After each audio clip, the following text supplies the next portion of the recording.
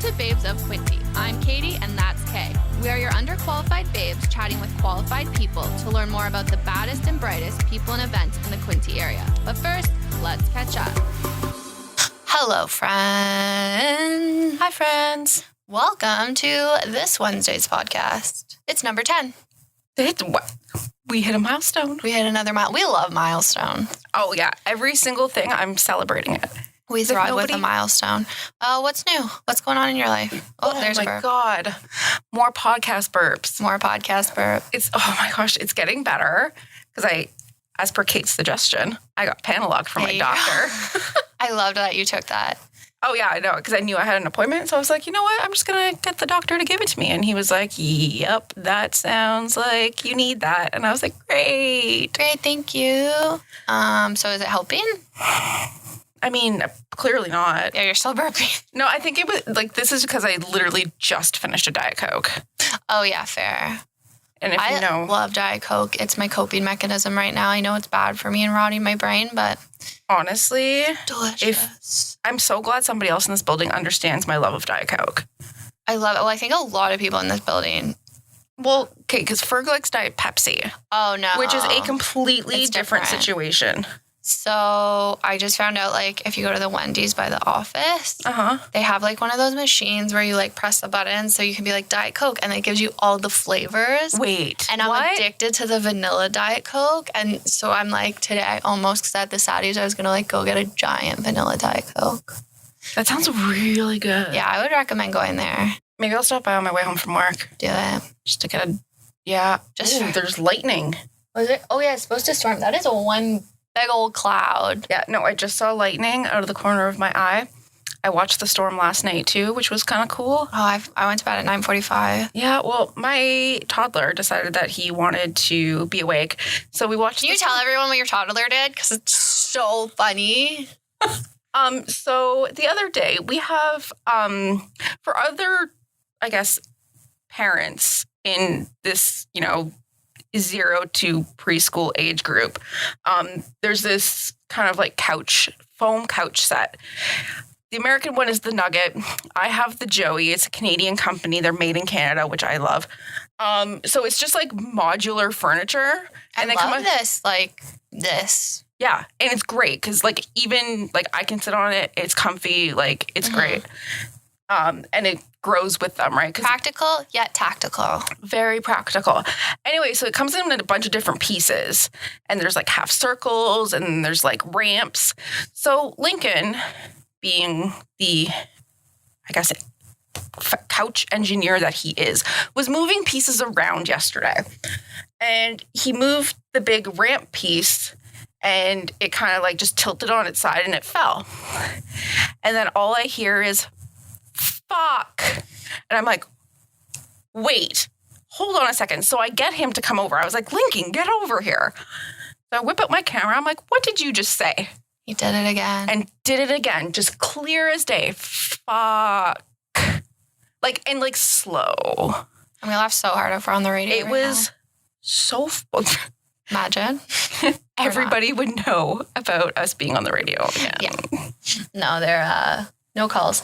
Yeah, it was hilarious. Yeah, and he's a precious little tiny angel baby cursing, which is not natural. So I think it is. We are at the point now in my toddler life that I have to actually be very careful about what I say around him. Yeah. So funny, though. He's so cute when he says it, too. The video you sent me, prime. How's your week been? Good. Tomorrow I'm going to move the rest of my stuff out. Of the farm? Of the farm.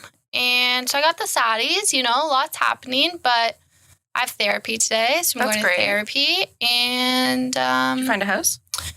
I may have found a house. I'll know by next week, so I'll keep you guys updated. That's exciting. Fingers crossed. That's exciting. Because it would be really nice to not have to live in my parents' house anymore with my dog. I can feel that.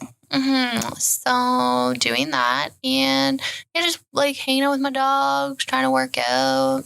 That's about it. Did all the things, going for hot girl dog walks. Hot girl dog walks. I have this fanny pack thing I'll post. I wear it like a cool kid, crossbody. I do that too. Has dogs, treats, poop bags, my dog's beeper in it. So Just like my hot girl, getting my steps in with my dogs. I'm like so scared whenever someone comes, they're going to be like, you're on the radio. But I know, I keep seeing you like look at stuff and I'm just kind of like, oh my gosh. Staring at me. Like, do I look? Do I turn around? We're fine. Okay. And that's it, really. We had a really good conversation this week with someone pretty cool. Oh my gosh, it's raining now. It's really raining. Sorry, Josh. I know I just like stifled this like complete like intro. No, I liked it. But yeah, no, we had a really good chat. And it's like somebody that I kind of just like knew from the internet. I love how that's how we're getting people. We just kind of know them from the internet. Yeah. So like I kind of like just like follow people on Instagram and all these things. So if we follow you, we might be like, hey, what's up? Come be on the pod. Or if you want to be on the pod, reach out. But so I hope everyone enjoys this conversation. I really enjoyed it. Honestly, trigger warning, he swears a lot. I'm not editing it out. I don't care. I loved it. I think it's more authentic. It's more authentic. We're swearing, okay? If you have an issue with it, don't tell us because I don't care right now. There's too much other stuff going on. It's just not the time to care about cursing. No. But yeah, there's some cursing in this episode. There's some cursing, so if you're with your child, that's not going to be beeped. Turn it off. Or I mean, if you're one of those like cool parents, it's like then see, I thought I was a cool parent, and then my toddler started cursing. So like, okay, maybe not. Fine. This brain is kind of wild. Also, I realized that we're in a time machine. Like, wait, what? Oh, yes. Like we're in a time machine because we're recording this on August 31st. This episode comes out September 7th. This is how we do this, okay, guys? We do it like. We record the week ahead. Yeah. But so this Friday, in 2 days, I will be on the stage at Empire dancing. Oh, right. Dancing with the Stars. Dancing with the Stars. So that's so exciting. If you actually listen to these on time, get your ticket and come vote for me because it is a popularity contest. It's 100% and I would love to win. So thank you. I will do everything within my power to make sure that you win. I'm going to make a sign. I think my nieces Jeanette's nieces are making a sign too. Yeah. It's going to have glitter. I love glitter. Or like sequins. Or like glitter lipstick. Because I never really wear makeup. I have a ton of makeup. I have the fake eyelashes for this. Oh, look at you. Things that our dance instructor told us we needed. Fake eyelashes. And then she was like, you can put them on like blah, blah, blah. And I was like, you're saying this as if we know how to put fake eyelashes on. We do not. I do. Perfect. You need help? Yeah. Okay. She was like, you're going to need a strapless bra. And Jeanette and I started laughing. She's like, why are you laughing? And I was like, we don't own real bras. Like, we either go braless or we're in sports bras. Yeah. So we said, can we do this braless? And she said, yes. So please enjoy our episode. Sorry for the tangent, as always, but not really sorry. With Josh. We'll find out. Like, do we want it to be a secret? I keep saying it. Should we just say it? We'll say it with Josh. It's Josh from BLOG BOQ LARO Communications. Today we have the honor of chatting with a true local, originally from Belleville and now working and raising a family in the area. He has used his photography, videography, and content creation skills to develop BLOG BOQ LARO Communications. He uses his platform to highlight the Quinte area through a millennial lens for locals and visitors. He's worked with some pretty cool, prominent local businesses such as Burger Revolution, Downtown Belleville, Quinte Beauty Lounge, the Belleville General Hospital Foundation, and much more. He says he's an open book, which is dangerous in the studio. Ladies and gentlemen, and everyone in between, please welcome Josh Labelle. Hi. Hi. How are you? I'm doing good. How are you guys doing? Oh, lovely. Well, after what just happened, my nerves are down and we're good. Yeah, so Katie, just to give people like insight, we're recording in the Cool 100 studio right now. And Katie was pressing the buttons and pressed a button that she wasn't supposed to press. And then one of our mics were on and people were hearing us over music. First time it happened. In this is episode 10. I feel like we've done okay. Yeah. And many people told us. Yeah, thank you everyone who told us. Ooh. That was nice. Was nice. Okay, Josh. Yeah. What's up? Nothing. How's it going with you guys? Oh, living the dream on this rainy day. Awesome. How's everybody's summer been so far? Oh, busy. Shit show? Shit show, yeah. Me too. Complete shit show. Okay, so everybody's swearing, so I can start swearing. Yeah, you can swear. Yeah, you can swear. Yeah, man, it's been a shit show, right? Yeah. It's been hot. As anybody else, like... I don't do hot. No, neither do I, man. I'm a big dude. We do not do good in the heat. I come from like a big sweaty family. Yep, same. Something happens, like as soon as the heat starts to change, we'll get a little bit angrier and a lot sweatier. Yep. So you can gauge how well I'm doing this summertime just based on my mood. You know what I mean? Like, it's just kind of like, how's your summer? I'm like, it's fucking great. Like, but really it's not. It's really I'm hot and angry. Hot. Yeah. All the time. Yeah, I'm from Northern Ontario. We do winter 8 months of the year.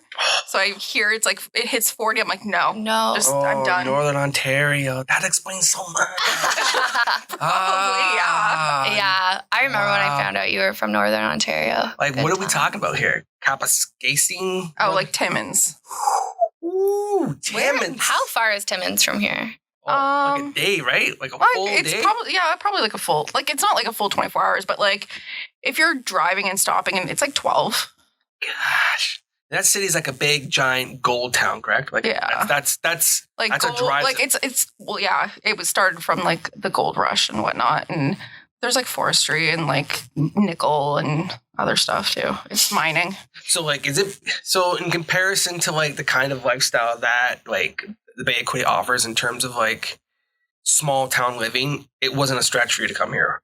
No. Or was it a culture shock? Or was No, not at all. It was like we picked, like my parents decided that we were moving to Belleville because one, the winters are effing horrible. Oh. Shocking. I mean, it snowed in June once, so Oh my God. yeah, Nope. it was not a good time. But we chose like the Bay of Quinte because it's so much like the town feel is so similar, Got you. and it was just closer to Toronto. That's fair.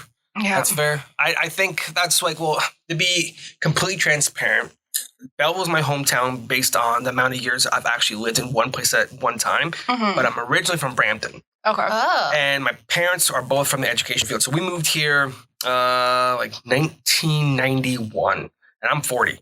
Okay. So just to give you guys some perspective. So that happened based around the fact that, it was a small town. It was outside of the GTA area, and it was an affordable place to live. Yeah. And it was kind of like one of those, it's beautiful, there's the bay, there's that and the other thing. And so we came here, and I spent the majority of my life here kind of growing up here and taking it for granted in a lot of ways. Yeah. Oh yeah. And it's really easy to do. And I've done that throughout this whole period of time that we've been doing BLOG BOQ and LARO. I think what happens is that when you get stressed and you get inundated with other life things, it's hard to see 2 feet in front of your face. Yeah. So now I look at, the area. I started off doing BLOG BOQ because I wanted to go, okay, my partner in life and in business, Rebecca, she's from Mississauga. She's only lived here for 6 years. And so when she came here, she was missing the GTA, and she was really pressuring me to move back with her, go back to Toronto or Mississauga. And I was like, there's tons of stuff to do here. And she's like, no, there's not. There's nothing here. And let's get out of here. One horse town. And she's missing culture and such. And so I said, no, look, let's start this. I'm going to start a blog. And we're going to talk about stuff that happens in the area. And I'm going to take you along on this whole journey, and you're going to see. So sure enough, that's how this all came to fruition, was like trying to show my fiance that the area didn't suck and that there was tons of stuff to do. Yeah. And that's exactly how it happened. And then she fell in love with it. Yeah. We were walking last night on the Bay Trail trying to get our fitness in. We're on this health. We love our steps. Yeah. Yeah. Health journey. We got to get it in. Yeah, mental health walks. Oh, man, I think it's actually more towards, that's the reason why we walk so much, is mental health more as opposed to fitness. And she was saying like, we really just take this place for granted, don't we? And she's looking at the beautiful, bay and the birds and all the nature. And I'm like, yeah, because like, you don't stop and smell the roses. I think the biggest problem is everybody's trying to do too much right now. Yeah. And we're all trying to get ahead. We're all trying to survive financially, and we're all trying to, get ahead. And it's hard to smell the roses and appreciate what you got around you when you don't even have time to do that. Right? So, yeah, that's a little bit about me. That's really nice. Yeah, thanks. That made me I feel like I know you already and I just met you, but I'm like an onion. There's layers. there's so many layers.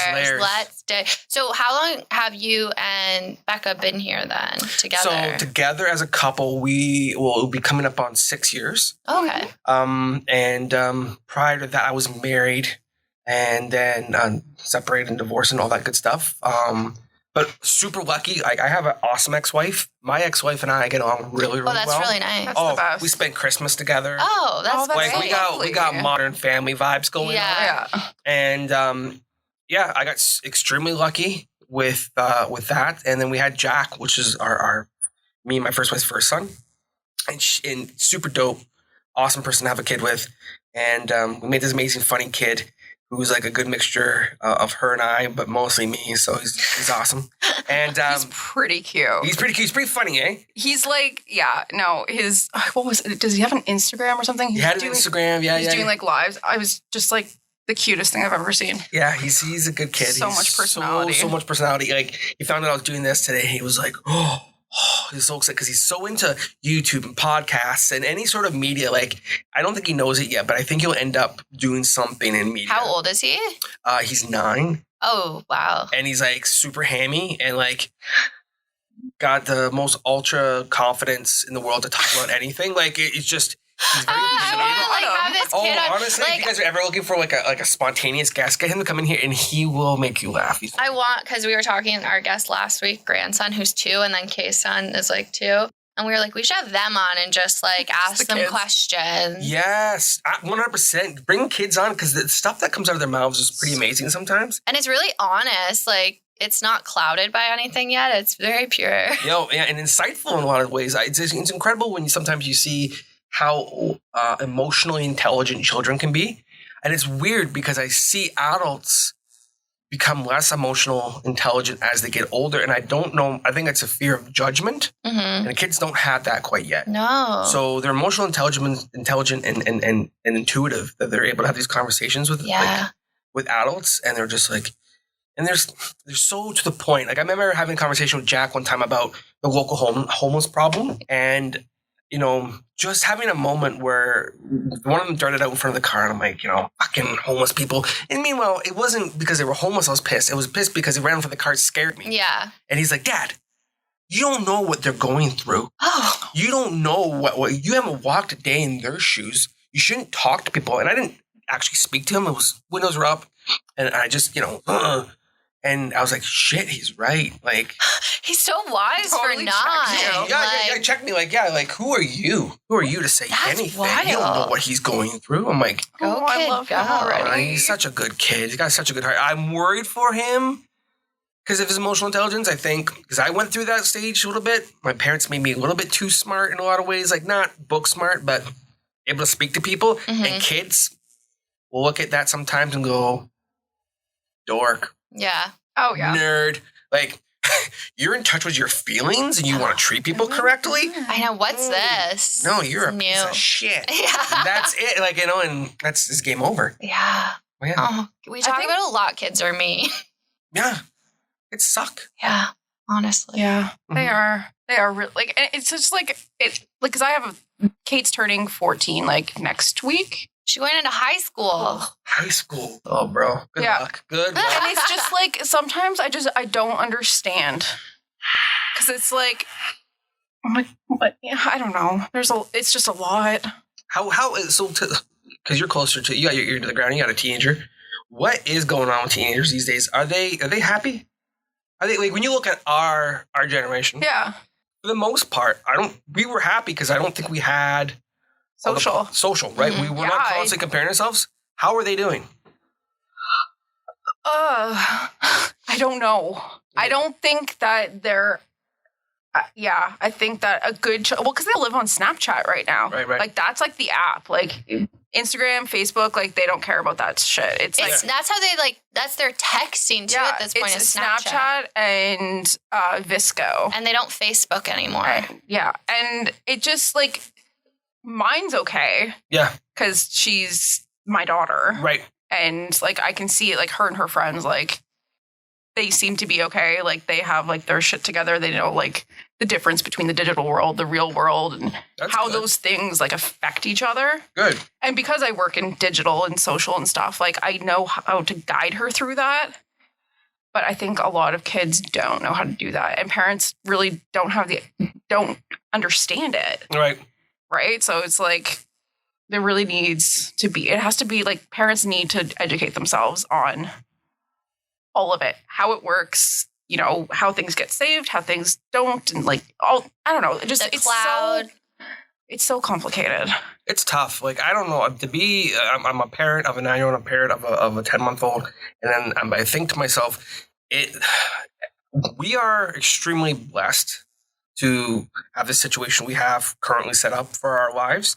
But me and Rebecca like say to each other all the time, like, we have no idea how other parents do it and like how they're managing, because there's so much stress going on. And, you got 50% of these parents who are single, and you have the other 50% who are in marriages, but they're both working.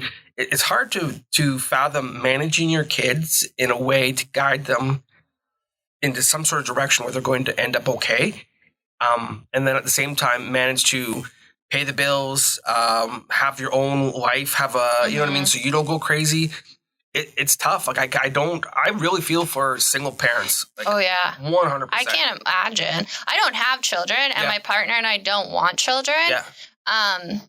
And people are always like, oh, is it because it's hard for you guys to like have kids? And I'm like, no, it's just like I have so much stress around like not knowing what their future will hold because the world is chaotic. Yeah. And like and I look at parents like, how do you do this? Kate, how do you do it? Yeah, Kate, how do you do it? What? I just got a text from my stepdad, and I'm like, I don't know what he's talking about. He's like, can I give away a crib on Facebook? And I'm like, why does he have a crib? Well, they have one at my parents' house because the grandkids will come over. But now that they're all kind of like growing up and out of the crib phase, they don't really need it. You can definitely give a crib away on it. Facebook. I mean, I don't need Maybe it. he's getting like car seats and cribs confused. Oh, maybe. Honestly. Car seats have like expiration dates. Yeah, they do. They're not that long. How do you deal with being... I don't. Okay. Yeah, that's fair. That's fair. Like, straight up, I don't. Like, and like, I think the pandemic made it worse because I've been like, I've had like crazy social anxiety. It's like, I know I need to take this time to go out and do something for myself that's not parenting or work. Mm-hmm. But it's like, when I make those plans to go do it, it's like, I can't do it. Yeah. I went to drag brunch on Sunday, though. Saw that. That looked fun. Super fun. Yeah. And I hear what you're saying. I don't think you're the only I know you know. I know you know you're not the only one, but I also know that there are people out there right now that are... It's not as a mystery. The pandemic fucked everybody. Yeah. We all walked away either realizing we had mental health after... I don't know if it was a self-realization one where we all sat with our own thoughts and went, oh man, we're all fucked. We all got some sort of thing going on. Or it triggered something in us. And then, the same thing. Like for me, I know exactly what you're talking about. During the pandemic is when I, for no reason, started having wicked panic attacks. And then just to like explain to anybody who's listening to this that doesn't understand what a panic attack is, it's not like I'm sitting there with a ball of anxiety, sitting there worrying about a specific issue or problem. It's like you're standing here. Imagine just standing in your living room or on a computer or anywhere, and all of a sudden your heart just goes, it just starts racing for no reason, and you feel like you're going to fucking die. Yeah. And you're like, you can't come up with a logical reason why you may feel it. So you instantly feel like it's physiological. And then I'm having a fucking heart attack. Yeah. And I had some other health issues prior to that, probably made me a little bit more conscious of my health. But yeah, I was having these wicked panic attacks. And I'm like, what the fuck is going on? I would go to the Emerge and, they go through the whole gamut and, thank everything that I don't have any health issues physically, but they would ask these questions like, hey, are you stressed? Like, and to be honest, like, not really. Like the past year has been great. Prior to, it's been a fucking shit show. Yeah. Like, you know what I mean? It's starting to mellow out for myself a little bit, and I'm getting some consistency in my life. But no, it was nothing that was triggering it. But then as time went on, like, when you really sit down, you think about it, you're like, okay, these things could have been doing it. That could have been doing it. I'm doing a lot of this. And you realize you're doing too much. Yeah. We're all doing too much. Everybody. You, me. We're all doing too much. Like, we don't socialize. We don't do extracurriculars like we used to. Like, if you look 20 years ago, people used to have a job. They go play softball. They would have a work-life balance. No one has a fucking work-life balance now. Well, yeah, and it's part of, like, the whole, like, being connected, right? And I think constantly you guys realize this after I left for parental leave. was I was constantly connected to like our socials, and I'd respond to people right away, and I'd be reading the comments all the time on all of our pages. And right before I went on parental leave, I was about to have a mental breakdown. I was like, I cannot wait to just be unplugged for an entire year from all of this, because I cannot do it. And then Katie took over. Yeah. Then my mental health, but for many reasons, went downhill. But yeah, and that was just like one of them. Because you never disconnect. Like, especially when we were monitoring the comments, like you always had to be like on them. Yeah. Because people would go off. People are terrible. Yeah. Oh, listen, I can completely relate. Like to a degree, like our socials are not as heavy as you guys, but like with Blog BOQ, it was kind of like the same idea. And Rebecca more so than myself. And I only speak a little bit about Rebecca. She's not here to really voice herself. But for her, it was the same thing. What you were talking about. She was like, I want fucking nothing to do with it, because here's the thing. There are so many wonderful people in this area, and then there's so many shitty people. And if you're wondering if you're a shitty person listening to this, chances are you fucking are. Yeah. Honestly. Okay, because people will sit there and they will critique and criticize or instigate or push a button and read way too far into something, and then it becomes this perpetual bullshit thing online, tit for tat, and you're constantly trying to defend yourself, and you're like, things are getting taken out of context, and that's where the problem is. People ask why I think video is becoming so prominent now as opposed to photo and caption. We are, as human beings, subconsciously responding better to video on social media platforms because we are getting a direct message to ourselves. We can hear the tone. We can see the expression. These are all the reasons why I think this wave is shifting to TikTok and different sort of platforms, is because you're getting the direct message. I can tell you specifically to a point exactly what I mean. You cannot take my caption out of context. And if you do, suck a bag of dicks. You know, like that makes so much sense. I never thought about it like that, but it's like, you know what? Yeah, like I can say something via text and then it be completely misconstrued because there's no tone or voice to it. Yeah, and I think a lot of it also is the reason why there's so much reaction. If we all know somebody, right? We all know somebody who's always in your comments. Oh yeah, and you know who the offenders are, and really, I think what it is that they are so. Oh, fuck, I'm having like a Gary Vee moment. They feel so shitty about themselves that they're internalizing whatever you're saying, and they're just like, "Oh, this is so personal. This was an attack on so and so." Especially when you get into political stuff. Oh yeah. Like, don't even get me started. Like honestly, we try to work with everybody in this area, and one of the things I want to touch on is that Blog BOQ did a video for Ryan Williams. We were talking about this. We were just talking about this. Yeah, and here's the thing. I want to make everybody understand this. We did the editing for the video, and I think we did 2 clips out of the editing, or out of the film, 2 clips out of the whole video. The rest was filmed by Ryan with his little tiny gimbal that he's got. And everybody's like, "Why would you do that? You know what I mean? Oh, I know what your political stances are." I'm like, "No, you fucking don't. You have no idea what our political stances are. Why would you go work with this person, that person?" And it's kind of like, because this is fucking Belleville, 56,000 people. If I had to stop working with every conservative person that I knew, how in the fuck would I eat? Yeah. Well, it's a conservative town. It's a conservative town. Like, and you know what I mean? And here, let's be honest with you. I didn't start working with Ryan before I didn't research him. Ryan was a friend before he was conservative. So as I got to know him, but things I made sure I checked on my list to before I work with anybody is, how do you feel about the LGBT community? Oh, I like them. They're great. Check. Yeah. What do you feel about Black Lives Matter? Oh, I agree with it. Check. You know what I mean? How do you feel about social stances on homelessness? Oh, I believe we should solve the problem. Check. So I ask all these range of questions before I work with anybody. But to assume that, I have a political agenda or we have a certain direction in which we sway is stupid. Yeah.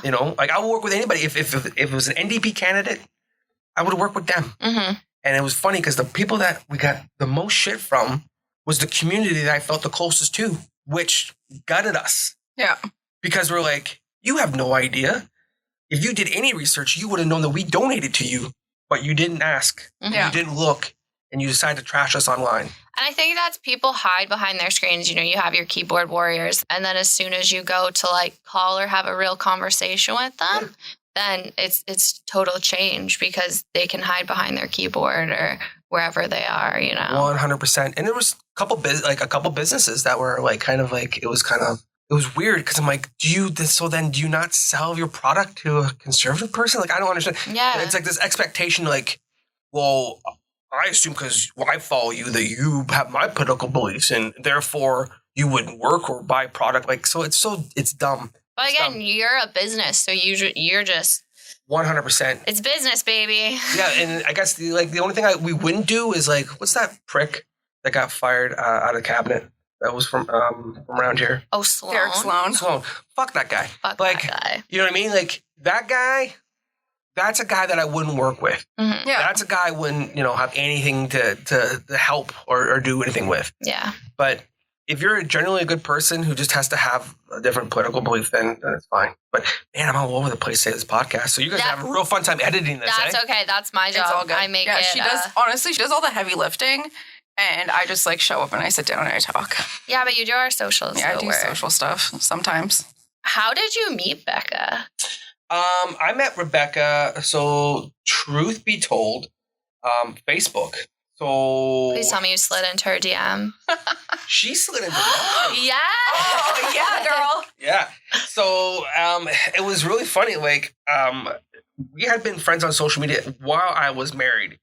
Nothing happened. There's no weirdness. Yeah. There was like we never communicated. It was like one of those people you add and you just never talk to. And then once she saw that I was separated, she immediately, like we're talking within days, messaged me. Goes She's like, Becca. I know this one. I Yeah. want this one. So that I like this fish. So my life was really hairy at that point. That's when things were obviously very raw. Mm-hmm. And so we got together, and it was rough at first for everybody involved because it looks like you're moving on extremely quickly. It was a messy separation to begin with, but at the same time, it sucks to say, but I was miserable, and I really missed having a partner that was like involved with me. Like I wanted a best friend. Yeah. You know what I mean? And that's what I wasn't getting. So we got together, and Rebecca comes from a Trinidadian background, so they're conservative, but not like how do I explain it? Like traditional. Yeah. A better way of saying things, right? So I met her parents first before we went on a date. Oh, wow. That's so cute. Yep. I met That's her parents. very traditional. Very traditional. Her dad had some questions for me, wanted to know certain things about me. We did, and we went on our date. And then I remember our first date was at Boston Pizza in Trenton. Nice. And I remember sitting there thinking like, oh man, I felt in my heart, I'm like, this is the one. Like this is the one. It wasn't like a sexual chemistry. It was like, this person is checking all my boxes. And I was like super thrilled by her and whatever. And I remember going, she was, there's an age difference between us. I'm 40 and she's 28. Oh. So, just to give you context, so she had a curfew because even though she was like 22 years old, 23 years old, she had a curfew at home, and so I had to have her back by a certain time, which was fine. And she was having family game night, and in my head, I'm like, I want to come to family game night. That sounds fun. That's hilarious because if someone would be like, want to come to family game night, I would be like, no, I'm going to go. I really wanted that connection. I fell in love with so the other thing is I fell in love with her mom and dad as much as I fell in love with her. I like that. So God. I was like, I really, really, really love that about my relationship with her is that, and it's funny because now her mom and dad, we have this house that has a granny apartment. Oh, yeah. So they moved in with us. They have their own condo and everything, but they're like, nah, fuck it. We'll just rent it out. We'll come live with you guys and, get to be with our grandkids. Yeah. And be all That like is that. the best. Oh, I like So good. that. We share Yeah. meals every day. Yeah. And we're hanging out and we're there to support each other. And it's been super helpful, as people age, it's good there to be there for each other. But yeah, so me and Rebecca met online and every relationship has its problems, I guess, but like for the most part, it's pretty blissful. To be honest with you, like out of all the relationships that I've ever had. Sorry, Are you guys married? No, not yet. COVID. Oh yeah, fair. And so we lost our deposit. Oh No. so And so, but long story short, we were engaged. We wanted to be married and do all that great stuff. But How did you propose? I didn't realize the age difference. I do love that. yeah, right. Because we just found out too. Well, I found out like Emily, who's been on the pod, her partner is older, like same age gap, pretty much. Yeah, pretty much. Yeah. Oh, wow. And I was like, wow, that might be nice. Like, I've It dated works. men that were older than me. Like when I was 22, 23, the guy I was dating was probably 33. Yeah. And it's just like, it was, that is like I had a kid and I needed somebody with like the maturity to be like, hey, I know I'm 22, but I also, I don't party all mhm. night. I have a schedule. Well, My day is structured. I think the mix works. I think when girls are in their early 20s, they have that, for the most part, Mhm. Yeah. have the maturity of the early to mid 30 guy. Yeah. Yeah. Because let's face it, we are man children. That's And- okay. I like That's the man okay. child sometimes, but like, right? There's a maturity there. Like at that point, you're really grinding for goals, and you really are learning from mistakes for the Mhm. most part. Yeah. yeah. You know, I listen. I took all the bullshit and all the stuff that I had done in my early 20s, and which was trying to figure out what I wanted. Like I did everything from strippers to like these quiet, mousy girls that were, homebodies, introverts. Yeah. And I couldn't figure out what was my type. It turned out to be Rebecca. It's like a heart I love love story. I'm like, Yeah, I'm like, that's cute. it's very cute. And you guys had a baby. We had a baby. Yeah. And from what I've been told, she's probably the most beautiful child in the world. Have I showed you photos of her? I think so, yeah. She is stinking Holy cute. crap. So she's 10 months old 10 now. months. Every time I see a photo of her, I'm just like, So is she a That is a December baby? very cute baby. She's an October baby. Oh. Born on Drake's birthday. Oh, so she's a big deal. She's No. a big deal. Yeah. Yeah. And she's the first grandchild on Rebecca's side of the family. Oh. Oh, no, that's not true. There's one person ahead, but the age difference is so much. So Rebecca, quickly, Rebecca has 13 brothers and sisters. Holy shit. Big family, right? And so Where is she in that order? in that order, second last. Oh my God. So she has nieces and nephews that are like her age. Yeah. So this Okay, is the that makes first sense. baby like in a long, In a long time. time. Yeah. That's so it's pretty special. And because you have an age gap between your kids, what's it like having a baby again? I find it amazing. Yeah. Oh, yeah, because you I have do one too. yeah. Oh my gosh. Yeah. How do you find that? Because I find it's amazing. I think it's great because I knew that I was going to love Lincoln and I knew how I loved Kate. Yeah. But what I wasn't prepared for was how Kate was going to love Lincoln. Yeah. Which Yeah. is the sweetest thing. Like seeing your child love like your other child Yeah. is like, it makes me cry like every single time. Like it's just like the most wholesome, sweet thing. We have a video of Rebecca has it somewhere on her phone. So for years, Jack asked for a brother or sister. Oh. And we explained to Jack that to have a baby, the daddy has to plant a seed inside the mommy. Yeah. And I have photos and videos of Jack when he was like 4 coming up to me with handfuls of seeds that he found. Oh on the my ground. God. That's He so goes, cute. So, Dad, can we have a baby brother or sister now? And it's like, Different seed. But long story short, for years, and so, and Rebecca's already cleared me to talk about this, but we had a hard time. Mm-hmm. Yeah. So we went through fertility Oh. to conceive Remy. And so what ended up happening was, during that period, we told Jack, my son, we might not be able to have kids, and he was just kind of devastated. Mm. So the day that we found out, we waited a few months, and then we told Jack, and we recorded it. Jack cried. He was weeping. Oh. A little 8-year-old, 7.5-year-old little butt just was like, I'm just so happy. Oh, that's And so was he? cute. Did he care if it was a brother or sister? He just wanted one. They just wanted. Yeah. Oh my God. That's so This sweet. kid is so wise. Yeah. Like I I don't know what I think a lot of it had to do with, like, me and him spent a lot of time together in the early stages of his life. So his mom worked while I was in school. Oh, okay. So I did all of the childcare at home. So we, based on life, I watched him. Yeah. And so a lot of it was, that was my best friend. So I would talk to Jack. I think the biggest thing is when you're a parent, not telling them about world issues or telling them about how fucked their life is about to be. Don't do that. But talk to them like a real person. Yeah. And they'll grasp that concept of interaction and vocabulary. Yeah.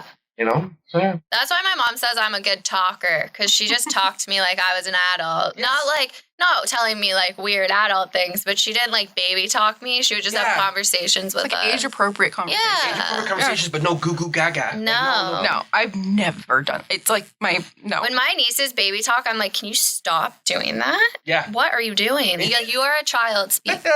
Yeah. I'm a lot Jack's as an never aunt. done that. Thank God he's never done that. And yeah, you're right. It is cringe. It's like, no. I remember telling Jack when he was like 7, I'm like, listen, you got one more year being cute before no one gets shit, bud. Like, you know what I mean? It's true. You They gotta get tell that them. You age gotta tell where them. it's You gotta like, keep it's like it real. they're not cute. Yeah. Like they're still cute, but they're not like. Everybody finds them adorable cute. It's like, listen, there's about 80 million of you at this point. You know what I My mean? one Like, niece is you're not pushing special. it. She'll like give me like a potty face, and I'm like, nope, go away. Yeah. We're done. Don't look at me like that. Yeah, good for you. And that's, that's great because, again, like, kids have to understand boundaries. They do need to understand boundaries. They love putting their hands in my mouth, and I don't know why. Ew, and That's little kids' weird. hands, They're gross. They've been in every orifice. I'm like, what have you been doing? And why is it in my mouth? Yeah, he's like obsessed with my piercing. Yeah. So he'll grab it, and then I'll be like, dude, like, don't do that. And then he'll shove his finger up my nose and think it's hilarious, and then he eats it. Oh. And I'm like, why are you so gross? That's different. That's different. Good for him, though. Yeah, I mean, he's... Oh, kids, man. They're weird, but good for both of you having them. I tell you what, like, the fact that you said that you don't want kids, I think is honorable, because then people shit on people who don't want to have kids. I commend people who understand that it's not for them. I have to say, like, for me, my journey of not wanting to have kids. So when I was younger, like through high school, I've always struggled with mental health. And in high school, it got really bad. And I kind of came to this point in like grade 11. So I was like 15 and I was like, I will never have my own biological children because I know my mental health is biological. And I can't put my kid through what I'm going. Like, I get it from my grandma. So it's like, I'm like, I can't put my kid through. If there's a chance they'll feel how I felt, I'm not doing that to them. That's pretty profound, man. That was like my 15-year-old self. And then I will say too, though, a lot of my friends don't want biological kids. So it's just like, I'm surrounded by that too of like, oh, okay, we're not mentally stable enough to have children, but... I am not either. Yeah, but you're a really good mom. Also, like, we do make jokes a lot, like, oh, Jeanette figured out how to get me pregnant because I'll get really bloated. And then my mom will be like, did you get her pregnant? And Jeanette will be like, yes, I did. And I'm like, no, you didn't. Yeah. Good times. Lesbian jokes. There's so many places you can take that. I know. So, Blog BOQ, one of my great segues. So you kind of told us how it started. Yeah. Did you think it was going to grow as quickly as it did? No. Okay. No, like, and the thing is, it's been a weird ride. So for a few years, like, it was just a passion project. Mm-hmm. And at some point, I'm like, how in the fuck am I going to monetize off of this? I need to figure this out. And so I'm like, people were asking us, like, if we were a business, like, oh, hey, like, can you write a blog on us? Can you come take photos of our thing? And I'm like, maybe there's something here. Yeah. And so what I ended up doing was, I'm like, I saw where things were going, and I took a gamble. That was my crypto. That was my crypto moment. I'm like, social's moving towards video. And so I'm like, okay. So I had been doing video as a hobby for 3 years prior to that, amateur-wise. And so I basically started doing video and offering that and photo. Social media, I fucking cannot stand doing. You guys know why? Yeah. It's just It's a lot. It's a lot. I would rather hand the content to people like you guys, for you guys to use accordingly, or you guys call somebody like us and be like, hey, can you come shoot all this stuff and give me a file folder of content a Yeah. month? Great. And that's essentially what we do.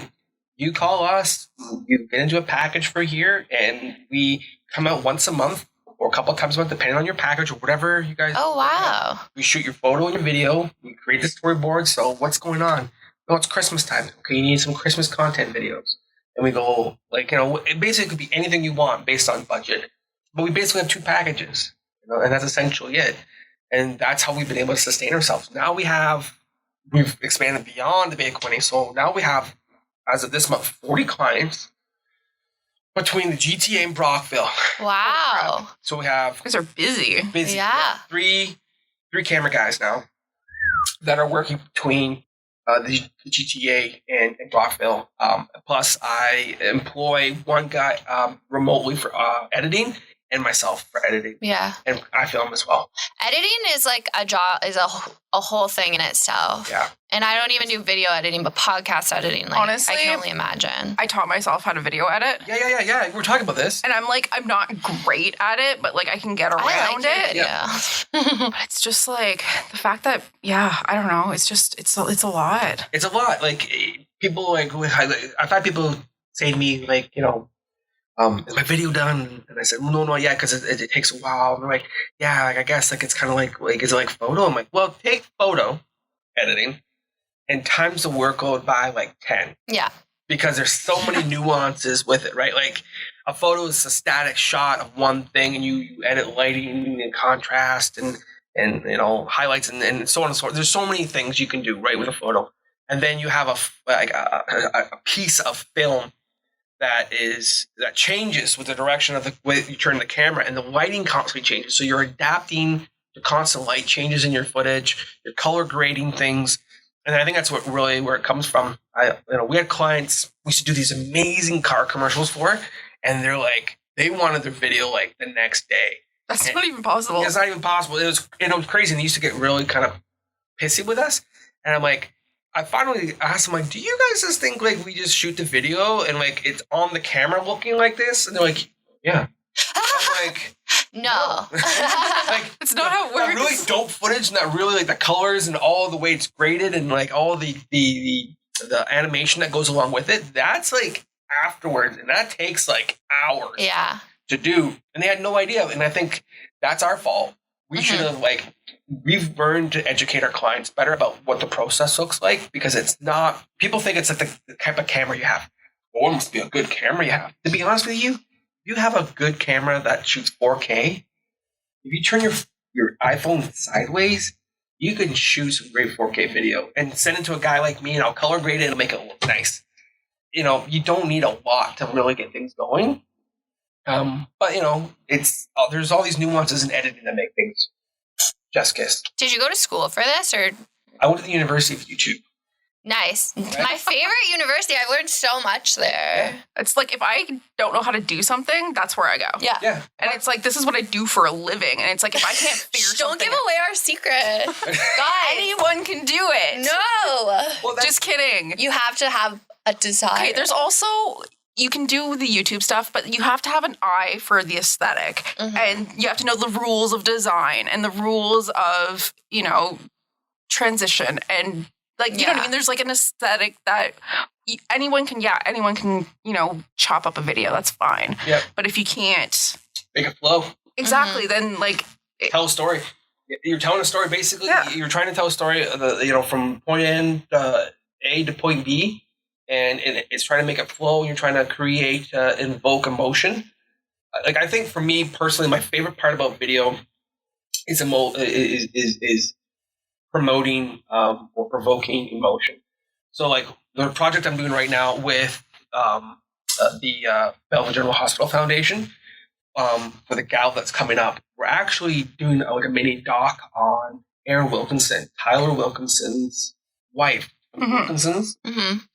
We're shooting her cancer journey right now. Oh, wow. So, and we're talking about that, and it is going to That's wild. intense. And she's been super cool about everything. Like we cleared everything with her, and we basically said, look, if we ask for anything that's like too much, tell us to fuck off and fuck off.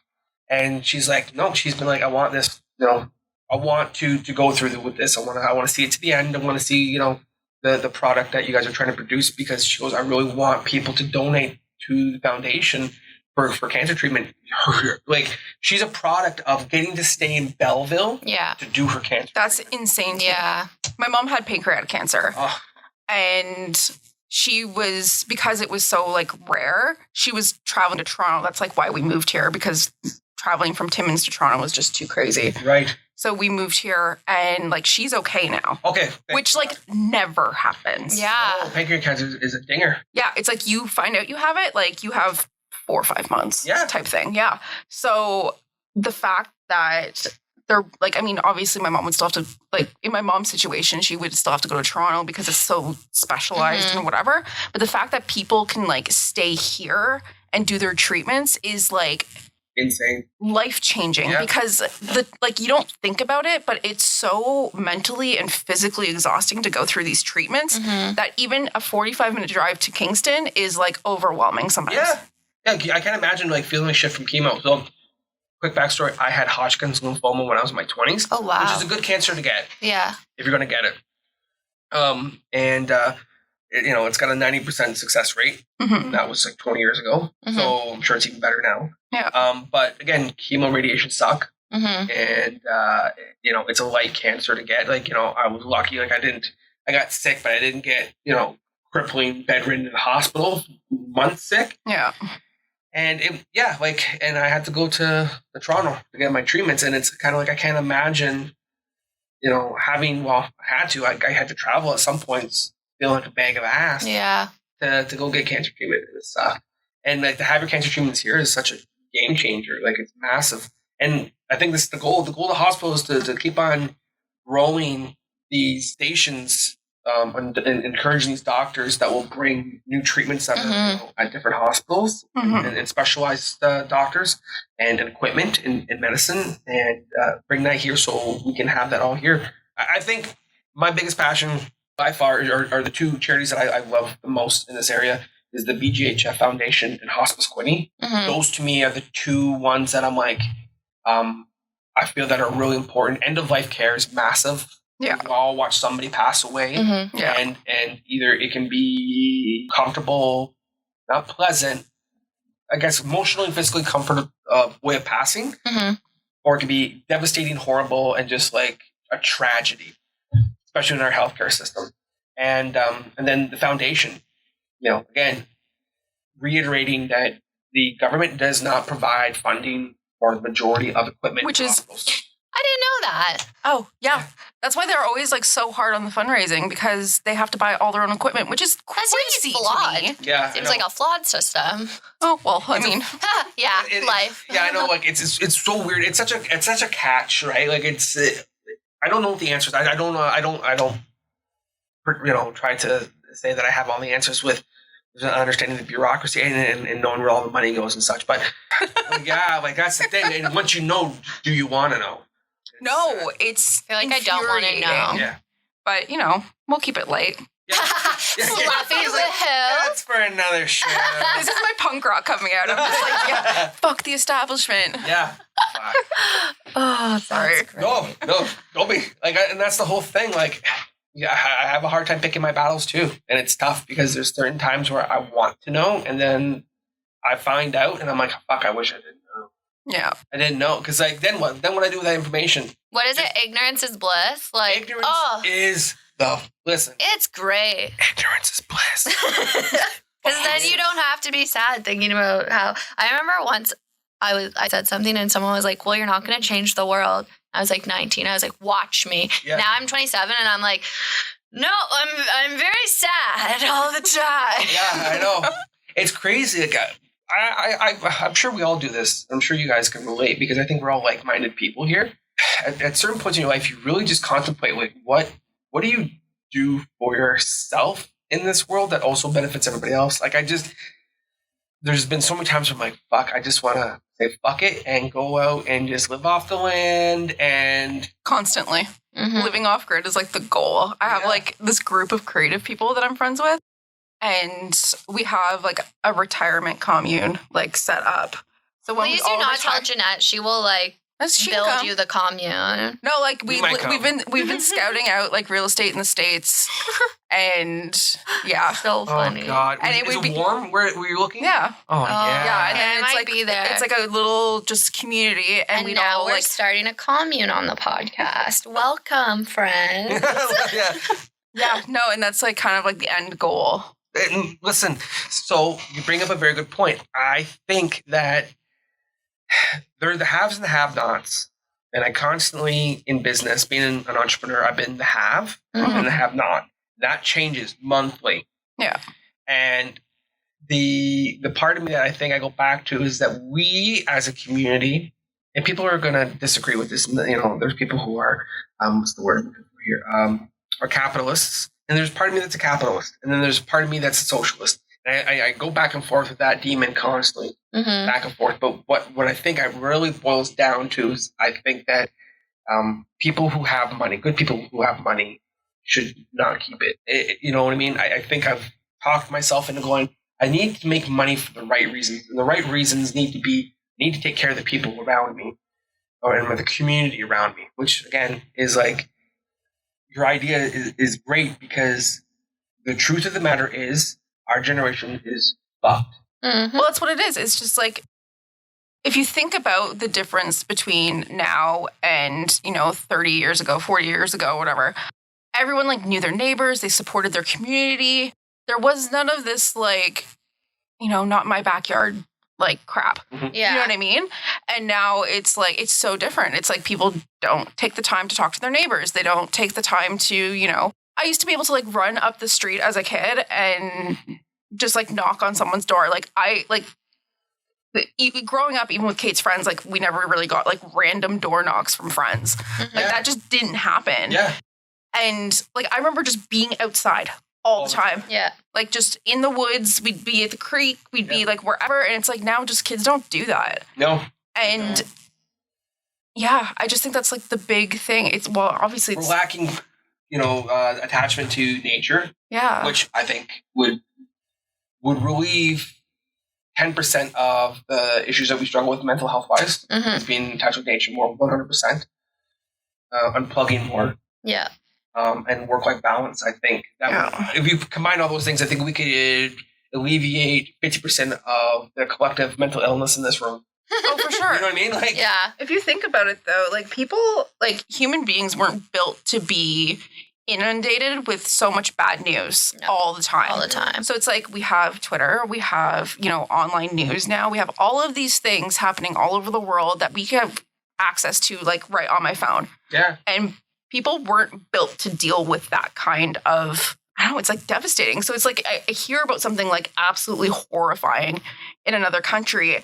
And it's like part of me is like, oh, that's really horrible. But then it's like, I'm completely numb to it. Yeah. Now, yeah. Which is absolutely like, that's not how it should be. It's crazy. And I think the more that big media understands that that's our reaction, the more they come hard at us. And it gets worse and worse. Worse and worse and Yeah. worse. I think that's the thing. It's like, it's not getting the views. Like CNN's struggling like big time right now with viewership. And if you've watched their newscasts over the years, it's become more and more and more intense with like drama and like the sky's falling. Mhm. And I think it's an attempt to draw in viewers to be like, oh, I got to stay pinned to the television. And I think what's happening is the opposite effect is happening. It's like, I got to turn this shit off. Yeah. Otherwise, I'm going to fucking blow my brains out. Yeah. You It's have like to the same on both disconnect sides, from too. it. It's like 100%. people like, they're like, oh my God, like, and I'm just like, you know what? Like both of these very polarizing media figure or media conglomerates or whatever, they both tell stories, Yeah. but like it's both extremely on either side. And I'm like, yes, you can look at a situation from both political views, but like, that's not what the news is supposed to be. No, you're right. It's not supposed to be an opinion article. No, that was never intended to be that way. I think like guys like Walter Cronkite, who were excellent journalists, would absolutely, those type of guys were tried to be very unbiased with political views. But I think now we're not in a way or a situation nowadays where we can have that sort of conversation. And one of the other things I've noticed about myself as I've gotten older, and I don't know about you guys, but like, I don't find myself fitting in any sort of peg anymore. Like, I don't find, I'm struggling, I feel disenfranchised by every political party. Yeah. And I'm feeling kind of like, it's impossible to make everybody happy, but at the same time, I'm really sick and tired of fucking hating everybody. I'm really tired of finger pointing. I'm really tired of everybody not getting along. Sucks. And I think it sucks to feel that way about each other. I don't want to be hated on either. People are don't fucking care about people. You know what? That's not fucking reality. Reality is generally everybody's built to care. If you don't care what other people think, then you probably lack a huge amount of empathy. Or, you know what I mean? Snaps, man. Yeah. No, I was watching a TikTok or a reel or something, and I was just saying that, like, if you're an empathetic person, like, people who lack empathy will, like, latch on to that because they can take advantage of, like, knowing you will care. Yeah. And so it's very hard in this world. I feel like now people do just almost lack empathy because you're trying to shut off from everything around you. I think we just need to, like, start. It really does start with. It's like an ugly relationship. There's two parties involved, generally speaking, the right and the left, and it's like a marriage. Somebody has to make the first move. Somebody has to decide and say to the other, "Hey, this is getting fucking crazy. Like, this is getting out of hand, and it's sad. And I know you're angry." And I know that you're upset, and I know that you don't like the way things are going, and neither do I. So we need to come to a consensus about what we're doing to ourselves and to everybody in this country to a degree. That we need to, like, again, step back and watch and look at the damage that we're creating or have created, and the relationships that we're destroying, and the divides that we're creating amongst everybody. And that's a huge pot of shit to stir, because there is so many factors, there are so many political beliefs, there are so many spiritual beliefs, there's so many things that are mixed in this pot, and it's just boiling over, I think, at this point. And I, as an adult, I've never seen our country so divided and so angry. It doesn't matter if what political belief you have, people are just fed up of each other. And it sucks. And you really have, somebody at some point has to say, look, enough is enough. I'm not going to hate somebody because they're angry and they have stupid beliefs. That's my personal opinion. I don't agree with them. Because again, hate begets hate. And an eye for an eye makes everybody blind. And so you have to, at some point, you got to start demonstrating some sort of maturity, and maybe hopefully somebody on the other side goes, shit, there's a point to this, because the ends don't meet the means right now. Everybody it's a fucking shit show. Like our month saying, it's a shit show. It's a shit show. Also teach me about politics because I don't get it. But I try. Politics is something everybody should, honestly be taught. It should be mandatory. I think you have to take it. I think I just I think I blacked out. I was so bored. I just like gym class as a kid. So yeah, we'd take careers and civics. Yeah, 10th grade. Yeah. I blacked out during. But it was only like one class, and it was half a semester. Yeah. It was worth half a credit. It's not a lot. That's the thing. I feel like. Yeah, it really brushed the surface. It was very surface level, where I'm just kind of like, man, you can spend 4 years of just breaking it down and how. Well, yeah. Now when I even go in to vote, I'm like, what should I be doing? Well, yeah. Obviously, it's tough.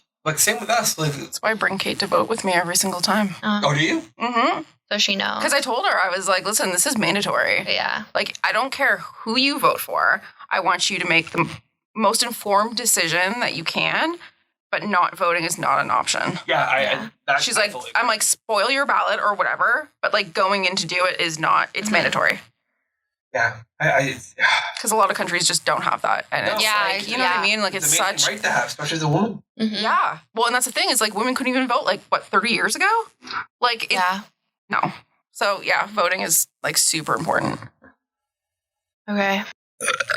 Sorry. Oh, that was a good one. I'm not cutting that out. Podcast burps. You can see the relief on your face. She's like, I ah. got panel lock now, though. Oh, you got it? What's panel? It's like, okay, so I apparently... think it's for pregnant people. Isn't it? No, it's not for... It's for, like, heartburn Oh. and reflux. Oh. So, the antidepressants I'm on Yeah. cause gassy burps. Okay. So now I'm on another med to manage the symptoms of the first one. That's what Okay. Kate Shaw taught us. It's a That you symptom of always the need a symptom. medicine to counteract the. Yeah, they medicine. Yeah, of course. Yeah. That's crazy. I'm on, what am I on? I'm on stuff for anxiety. It's not, it's a PAM. Lorazepam. It's not, it's daily No? though. I Oh. had lorazepam for the panic attacks. but Yeah, not I've like been a- on lorazepam. But it's a daily one that's from the PAM family. Interesting. And it's good. Oh, this it's is a the good point one. Oh, where I we talk- swear by it. I wish I could remember. Rebecca would be able to tell me what the name of my mentor was. I'm going to call her. What drugs am I on? I like that we talk about the meds we're on. Yeah, because that should be normalized, man. Oh, yeah. It's like we talk We're about it all the very- time. I love that we're doing a call in. This is our first call in. She gonna answer. So red. Stuck with the baby. She's probably cursing you. Baby's sleeping on She her. was like, Yeah, I know. stop. You Okay. know well, when she'll answer, she'll go, What do you want? what the fuck do you want? What's a piece of advice you'd like to pass along to a young creative? To a young creative? People just say, just create. Yeah, it's stupid. I no, like it's that true, advice. though. Yeah. Just create. And it's like Literally anything. that's fucking dumb. That's not helpful. Like, you know what I mean? I think what it is be honest with yourself. Do you know what's on trend? Mm-hmm. Are you intuitive? You know, and at the same time, you got to either be, there's one or the other. You can either be the person who creates a trend, which is a crapshoot, a long shot, and a lottery. Or you can be a person who learns, observes, and then manifests and creates based upon what you understood and learned. I would say anybody who's starting off, find a good mentor and study and learn from them and ask questions and stop asking yourself months, weeks, days, years in when my time is. Yeah. Like, you know what I mean? Like, why am I not making any money yet? It's not your time yet. And you got to be honest with yourself. Honesty with your own self is going to figure out where you can turn your creative outlet into a business. Mm-hmm. You know what I mean? If it's not working, change it. If it's not gathering attention, ask yourself why. Surround yourself with honest people. You know what I mean? Does this suck? And be prepared to hear the fucking answer. Like, yeah it sucks, dude. What? Then ask why. Mm-hmm. And then take that and learn from it. Mm-hmm. I think the biggest thing is that we're always afraid of getting our feelings hurt. You got to get your feelings hurt a little bit. You know, and don't put up with abuse, but at the same time, if somebody tells you something sucks, instead of immediately go, oh, ask why. Mm-hmm. Why does it suck? Like, why is it not good? And have them try to explain that to you. Now, on the same token, don't fucking ask peckerhead ding dong from, you know what I mean, who's never done anything with his life. You know? Don't ask him if it sucks. Yeah, don't ask him. As Like, someone who knows what they're doing. Yeah. exactly. Yeah, like my mom was my biggest critic. And my mom would watch my videos. See that little blip there? See that? I'm like, what are you talking about? And that transition there. What was that? I'm like, Is she in videography? No. Love that. My mother's a therapist. So, you know what I mean? That's Like, what she was doing. She was testing you. yeah, so I'm like, what the fuck? Like, so again, don't talk to people. I love my mother. Talk to people who are in the industry and get them to critique your work. One of the biggest people who helped me in my journey was Ash Merle. Ash Merle was the first person I came into contact when I started doing this stuff. And he comes from a big background of doing commercial work. Incredible work. Yeah. Right? Beautiful. And I latched onto him and asked his opinion, and he was fucking brutal. And he still is. But I love him for it. Yeah. He'll pick my shit apart and go, bro, like, you know, you didn't color grade this correctly all the way through. Like, right here, You know what I mean? You kind of went off track. You got lazy. You could see it. Yeah. And I'm like, fuck, I hate when you fucking right. Like, you know what I mean? Like, I just hate that. But at the same time, I love him for it. So Yeah. he was a really good guy to latch on to. Christopher Gentile, another great mentor. The guy's a phenomenal photographer, and so on and so forth. Who else? Nick from Vantage Point. You know, I can't say his last name, so I'm not going to bother murdering it. It's a hard one. And so, like, you know, I fell in love with all their stuff, and I was instantly inspired and stopped worrying about not being good enough. Everybody knows everybody starts off at a certain point. And those guys knew, they understood. And I was always saying that. I was always like, you know, I just started off. They're like, yeah, man, it's fine. Mm-hmm. Like, we know. Like, you weren't going to come with us to your first video and be like, knock it out of the park. We were not expecting that. So, you know, everybody is super, I think, within the creative community, really, really helpful, and they want to help. But you have to be prepared to get criticized. You got to take that and convert that into something positive. The constructive criticism. 100%. That's really good advice. Being able to take constructive criticism, I'm I not think, is good a at very it yet. I cry a lot. difficult quality. Yeah, it's tough because no one wants to feel shitty about themselves. No. No, but it's only going to make you better. 100%. You ready for rapid fire? Let's do it. Okay. Okay, so because I know that you're like a wicked cook, Yes. what's your go-to like lazy dinner? Go to lazy dinner would be pasta. Anything pasta. Now that we're on a diet, pasta's out of the equation, but that would be it. It would be anything pasta. What about like a chickpea pasta? Chickpea pasta would be fine. I like anything Middle Eastern. I'm really into cooking things on charcoal right now. Oh. So I've been doing a lot of that. Okay. Great. What's your favorite color? Favorite color is magenta. Oh. I was gold. not expecting I like that. it. Yeah. Do you want me to do the next Yeah. one? Okay, cool. Back and forth, man. Okay, so if you had a favorite cocktail or drink, what is it? It is an old fashioned. I know that's a cliche. Have you met John downstairs? What's his favorite cocktail? Oh no, I haven't. No. Yeah. I love a good old fashioned. Yeah. It's coming back. It's coming back right now. Yeah, so is like Aperol Spritz. Yeah. Oh. They were huge this summer, Apple Spritz. Yeah. I don't like Huge. them. I've never had one. They I don't give me a really headache. drink, so. That's fair. Yeah.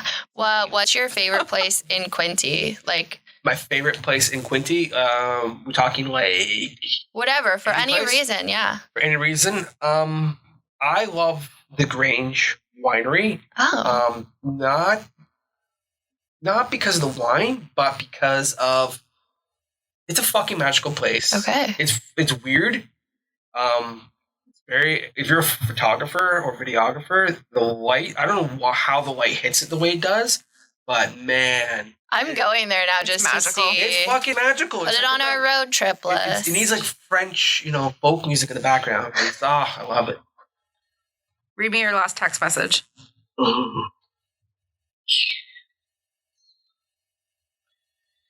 It's probably like, what meds am I on? Can you tell your niece and your Kelso to stop being idiots? Yes. Beautiful. Yeah. What are you most grateful for in life? I'm grateful for my health. That's a Oh. good one. Without that, I couldn't do any other great things that I do for myself or my family. Good one. Okay, last one. What's your go-to karaoke song? Big Papa. Where's B.I.G.? Nice. Just so you know, that's my theme song. In my head. Whenever he walks into a when room. it's down- yeah, exactly. Like, I don't this is sweat. a yeah. So yeah. Do you have anything you would like to shout out? I would love to shout out, obviously, I love to shout out my wife, Rebecca. Nice. She is definitely my partner in crime. Without her, there would not be any of this as well. She's supportive and great and an awesome mom. I'd like to shout out Bay Quinte Tourism. They're always been a great team and ally for us, and we love working with them. Downtown Belleville. I love everybody that's worked in that organization that's either still there or gone. And yeah, what else? Fuck the haters. You guys go. Fuck bitches get money. Yeah, exactly. You guys are gonna suck a bag of dicks. And that's really it. I think, I love this podcast. I think you guys are doing a great job, and this is fun and entertaining. And Thank you for coming on. Wait, no, shout out your socials. Oh, yeah, shout out your socials. If you guys are interested, you guys can follow us on BLOG BOQ. We took a little bit of a summer hiatus for mental health reasons, but we'll be back this fall. Nice. And LARO Communications. So if you're looking for photo or video content, please contact us. We will beat the bejeebus out of anybody's price. That's amazing. That was so great. Every time. That was really fun. I did really enjoy talking to him. Yeah, it was nice to because I've never actually sat down and just chilled with a guy. Yeah. And it was just nice to sit down and I feel like I could be his friend. For sure. Maybe we're friends now. I don't know. Don't want to put that pressure on you, Josh. We're best friends now. Yeah. Sucks to be you. You're stuck with us forever. We're pretty fun. No, it was fun. It was just, we talked some real stuff, and I feel like we're almost in the same line of work, which was kind of cool to talk about. Very similar. Yeah. They do the content creation. And he inspired me to get better at video editing because I don't do any of that yet. Yeah, me too, because I'm very basic skills. I like your video editing. Thank you. And no, it's just a good chat. You guys both have children. He has a really cute new baby. And a very insightful 8-year-old. Yeah. Go Jack. I know. Right? I want He's him on the pod. I really do think that we should have a kids episode where we have a couple I'll bring kids. in my nieces. You bring in your kid. We bring in Jack. We just I'll bring in Kate and her friends. Yeah, we ask them things that maybe tell me how to be happier in life because maybe they know and I don't know. I think they probably do know. Yeah, I think. I don't know. We're gonna have to find out. We're gonna find out. We have a really cool guest again next week. We do. I'm so excited about this one. Yeah, I'm excited for that one because maybe it's gonna change my face. I don't know. No, that's not the right one. That's all. That's not the right one. Oh, I'm ahead. Oh, I know who I'm excited for that one. Yeah, next week's is gonna be very funny. Personal. There's gonna be a lot happening, a lot of sarcasm. Yeah. It's going to be great. Also, who do you guys want us to have on? Do you know someone? And are you someone? What? It's are you someone? Yeah, are you someone?